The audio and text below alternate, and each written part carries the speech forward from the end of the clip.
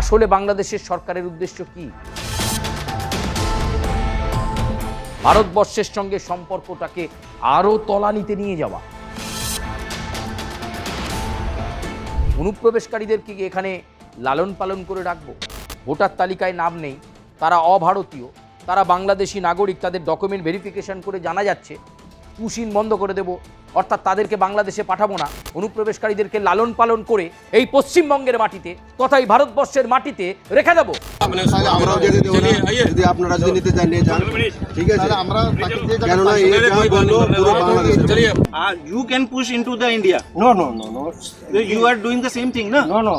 You guys are pushing. We will not We had accept. seen this. Never, We we will had not the- accept. এর পেছনে আসল দোষ জামাতিদের। জামাতে ইসলামের মৌলবাদী শক্তি, তারা চাইছে ভারতবর্ষের সঙ্গে সম্পর্ক যেন বাংলাদেশের আর ঠিক না হয়। মোদীকে ক্ষমতা থেকে নামিয়ে আমরা ভারতে ইসলামী পতাকা উদ্দিন করবো ইনশাআল্লাহ। সমন্ত মোদী, তুমি যদি ঠিক না হয়ে যাও তাহলে বিশ্বে মুসলমান তোমাকে ছাড়বে না। ভারতকে স্বাধীন করে টুকরো টুকরো করে দেবে ইনশাআল্লাহ। সাবধান সাধু সাবধান। যদি সাবধান না হয়, যদি বর্ডার গার্ড অফ বাংলাদেশের এই মানসিকতা হয়, যদি বাংলাদেশের সরকারের এই মানসিকতা হয়, তাহলে আগামীতে কপালে দুঃখ আছে। तो हमारे इंडिया में नहीं आते, जहाँ से तुम्हें रस्सी बांध ले अपने बांध ले। अगर मेरी एरिया में आए पिटाई करे, ठीक है। अगर मेरी एरिया में आए पिटाई करे, ठीक है। বহুদিন পর, কয়েক দশক বাদে বিএনপির সরকার প্রতিষ্ঠা হওয়ার পর দিল্লিতে বর্ডার গার্ড অফ বাংলাদেশ এবং বিএসএফ এর মধ্যে বৈঠক, সেই বৈঠক থেকে উঠে এলো না কোনো সমাধান সূত্র। দুদেশের মধ্যে সম্পর্কের যে অবনতি ঘটছিল তাতে মনে করা হয়েছিল BGB, border guard of Bangladesh এবং বর্ডার সিকিউরিটি ফোর্স অর্থাৎ বিএসএফ এর মধ্যে বৈঠকের পর দুদেশের সম্পর্কের মধ্যে একটা সামাজিক স্থিরতা আসবে, কিন্তু একেবারে উল্টোটা হলো। নয়াদিল্লিতে বিজিবি এবং বিএসএফ বৈঠক থেকে কোনো সমাধান সূত্র বেরিয়ে এলো না। উল্টে একটা গন্ডগোল পরিস্থিতি, একটা তালগোল পাকিয়ে গেল এই বৈঠকের পর। সম্পূর্ণভাবে নিষ্ফলা বৈঠক বিএসএফ এবং বিজিবির। এই বৈঠকের কোনো সারবর্তা নেই। বিএসএফ একাধিক নথি, একাধিক তথ্য দেখিয়ে তারা জানিয়ে দিয়েছিল কেন স্মার্ট বর্ডারের কাজকে তারা গুরুত্ব দিচ্ছে। উল্লেখিত বিষয় ছিল অনুপ্রবেশ, বদ্ধপরিকর। বিএসএফ সেই কাজ করছে, অনুপ্রবেশকারীদেরকে চিহ্নিত করে বাংলাদেশে ফিরিয়ে দেওয়ার কাজ চলছে। বাংলাদেশ বলছে এটা পুশ ইন বা পুশ ব্যাক, যাই বলেন না কেন, বিজিবি এটাকে মানতে চাইছে না। যেখানে নিয়ম রয়েছে, সীমান্ত আইন রয়েছে, যে আইনকে গুরুত্ব দিয়ে বিএসএফ কাজ করছে, কিন্তু বিজিবি এসব মানতে নারাজ। শুধু তাই নয়, আন্তঃরাজ্য অপরাধ চক্র, তা নিয়েও এই বৈঠকে আলোচনার বিষয় ছিল। যেখানে বাংলাদেশের তরফে বিভিন্ন বিচ্ছিন্নতাবাদী শক্তি বারে বারে চেষ্টা করছে ভারতবর্ষকে আক্রমণ করার, ভারতবর্ষের দিকে তাক করে রয়েছে তারা। ভারতবর্ষকে টার্গেট করা হচ্ছে বাংলাদেশকে। বর্ডার গার্ড অফ বাংলাদেশকে কথা বলা হলে তারা বলছেন প্রমাণ দিন। প্রমাণ দিচ্ছে বিএসএফ, নিশ্চুপ বিজিবি। কি রে, তোর বেশ র্যাশ হয়েছে দেখছি। হ্যাঁ রে, কি করব বলতো, র্যাশগুলো কিছুতেই কমছে না। অনেক কিছু ইউজ করলাম, তবুও কমছে না। আমার মনে হয় তোকে কোনো একজন ভালো ডার্মাটোলজিস্টের কাছে দেখানো উচিত। তুই ঠিক বলেছিস, কিন্তু কোনো ভালো ডার্মাটোলজিস্ট থাকলে একটু সাজেস্ট কর না প্লিজ। এই তোর তো একবার র্যাশ হয়েছিল না, তুই কোথায় দেখিয়েছিলিস? তুই একবার গৌরীদেবী হসপিটালসে দেখাতে পারিস, ওখানে ভালো এক্সপিরিয়েন্স ডার্মাটোলজিস্ট আছে। আমারও সেম প্রবলেম হয়েছিল, এখন ওখানে ট্রিটমেন্ট নিয়ে আমি এখন ঠিক আছি।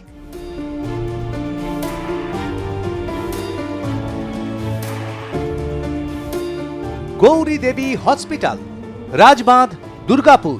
যোগাযোগ 8001003333, 8001113333।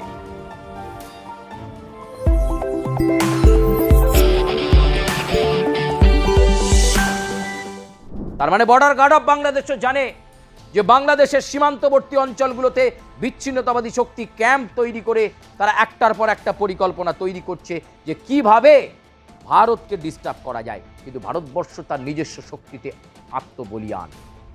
কদম কদম বাড়ায়ে যা, এই স্লোগানকে সামনে রেখে ভারতবর্ষ তার শৌর্য, তার বীর্যকে সামনে রেখে কিভাবে চলতে হয় তারা জানে।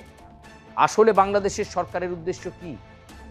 ভারতবর্ষের সঙ্গে সম্পর্কটাকে আরও তলানিতে নিয়ে যাওয়া। তাতে করে যা যাবে, আগামীতে যেভাবে সংঘাত পরিস্থিতি তৈরি হবে, বাংলাদেশ সেটা সামলে নিতে পারবে তো? বাংলাদেশকে কারা ইন্ধন যোগাচ্ছে ভারতবর্ষের ইন্টেলিজেন্স ব্যুরো সেই খবর দিয়ে দিয়েছে। কিন্তু কোন কোন শক্তি কারা অস্ত্র যোগাচ্ছে, কারা মনোবল যোগাচ্ছে, কারা বাংলাদেশকে ফোলাচ্ছে, কারা বাংলাদেশকে ফাঁপাচ্ছে, ভারতবর্ষ সবটা জানে। ইন্টেলিজেন্স ব্যুরো সমস্ত খবর, ইন্টেলিজেন্স ব্যুরোর সমস্ত খবর দিয়ে দিয়েছে। ভারতবর্ষের হাতে সেই ফাইল রয়েছে, সেটাও বিজিবির বৈঠকে বিএসএফ জানিয়ে দিয়েছে। পরিকল্পনা করে ষড়যন্ত্র করে কোনো লাভ নেই।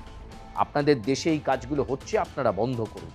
আমরা চাই দুদেশ একত্রিত হলে, আমরা চাই দুদেশের মনোভাবের মধ্যে একটা সুন্দর সাংগঠনিকতা আসলে আবার বন্দর বাণিজ্যে একটা অন্যতম মার্ক তৈরি করবে ভারত বাংলাদেশ।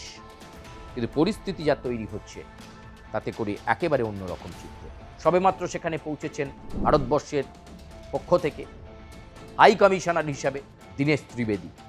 তিনিও বলেছেন যে ভারত বাংলাদেশের সম্পর্ক দীর্ঘদিনের এবং তিনি চান যে একটা সুদৃঢ়, একটা সুসম্পর্ক ভারত বাংলাদেশের মধ্যে গড়ে উঠুক। কিন্তু এই মুহূর্তে সীমান্তের অস্থিরতা নিয়ে একটাও সমাধান সূত্রে বিএসএফের সঙ্গে হাত মেলানো না বিজিবি। উল্টে তারা বলছে আপনারা পুশ ইন বন্ধ করুন। আরে অনুপ্রবেশকারীদেরকে এখানে লালন পালন করে রাখবো? ভোটার তালিকায় নাম নেই, তারা অভারতীয়, তারা বাংলাদেশি নাগরিক, তাদের ডকুমেন্ট ভেরিফিকেশন করে জানা যাচ্ছে, পুশ ইন বন্ধ করে দেব, অর্থাৎ তাদেরকে বাংলাদেশে পাঠাবো না। অনুপ্রবেশকারীদেরকে লালন পালন করে এই পশ্চিমবঙ্গের মাটিতে তথা এই ভারতবর্ষের মাটিতে রেখে দেব। 2005 সাল, 2006 সাল, 2007 সাল, 2008 সাল কাঁটাতার কেটে হঠাৎ করে রাতের অন্ধকারে বিভিন্ন বর্ডার থেকে কাঁটাতার কেটে ফেলছে, তাদের বিরুদ্ধে কোনো শাস্তিযোগ্য অপরাধ নয় এগুলো। বর্ডার গার্ড অফ বাংলাদেশ বলবে আর বিএসএফ স্পিকটি নট।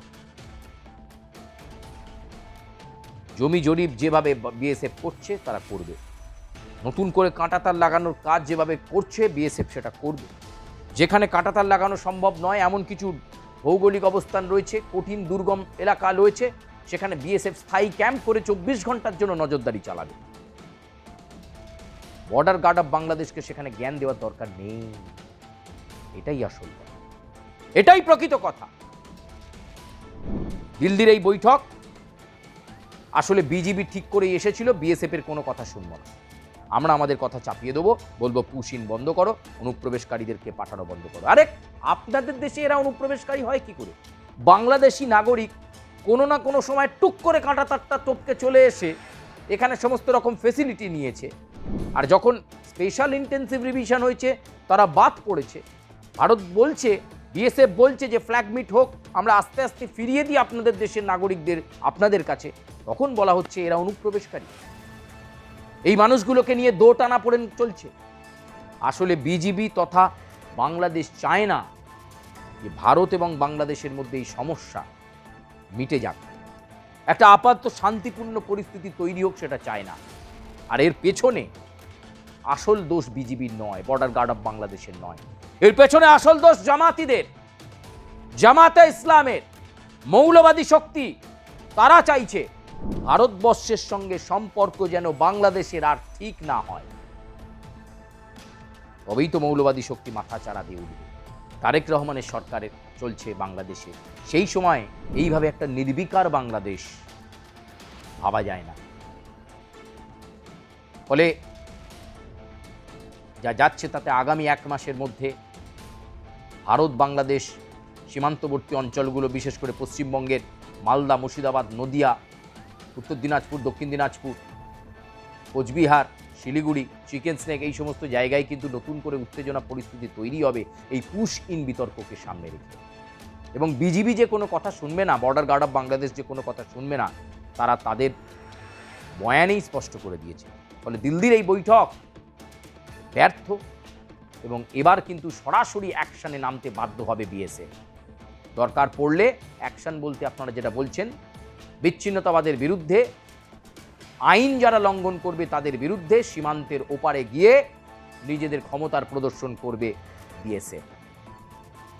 প্রয়োজন পড়লে ভারতীয় সেনাবাহিনী তার জন্য প্রস্তুত। সীমান্তে উত্তেজনা তৈরি হলে, ভারতকে ডিস্টার্ব করার চেষ্টা করা হলে সীমান্তের ওপারে গিয়ে উচিত শিক্ষা দেবে। পাকিস্তানকে দিয়েছিল না অপারেশন সিঁদুর, এবার বাংলাদেশের পালা পড়বে। কিন্তু সাবধান সাধু সাবধান। যদি সাবধান না হয়, যদি বর্ডার গার্ড অফ বাংলাদেশের এই মানসিকতা হয়, যদি বাংলাদেশের সরকারের এই মানসিকতা হয়, তাহলে আগামীতে কপালে দুঃখ আছে। অতীতে ভুলে যাবে ভারতবর্ষ যে তারা বাংলাদেশের পরম বন্ধু ছিল। সেই মুক্তিযুদ্ধের সময় থেকে বাংলাদেশকে অনেক সাহায্য করেছে ভারতবর্ষ, কোনোদিন কোনো ক্ষতি চাইনি। কিন্তু এবার ভারতের আভ্যন্তরীণ শান্তিকে নষ্ট করার চেষ্টা করা হলে ভারতীয় সেনাবাহিনী, বর্ডার সিকিউরিটি ফোর্স, বিএসএফ তারা কিন্তু চুপ করে থাকবে না। উচিত শিক্ষা পেতে হবে বাংলাদেশকে। প্রিয় দর্শক, আজকের মতো এ পর্যন্তই। আপনাদের সঙ্গে আবার দেখা হচ্ছে। আপনারা কমেন্ট করবেন, লাইক করবেন, সাবস্ক্রাইব করবেন এবং বেল আইকনে প্রেস করতে ভুলবেন না। আপনারা আপনাদের সুচিন্তিত মতামত দেবেন, যাতে আপনাদের কাছে আরও সুন্দর প্রতিবেদন আমরা প্রতিভাত করতে পারি। আপাতত ধন্যবাদ, বিদায় নিচ্ছি।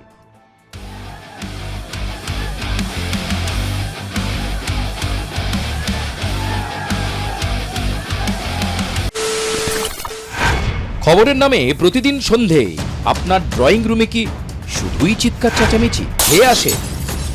বিতর্কের নামে চলে গালাগালি আর কাদা ছোড়াছুড়ি। এবার সময় পরিবর্তনের,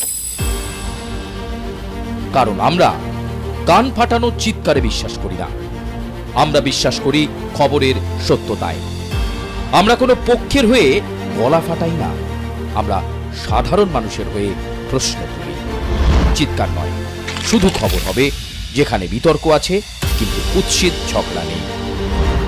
সঠিক তথ্য, বিশ্বস্ত খবর। নজর রাখুন আর প্লাস নিউজে।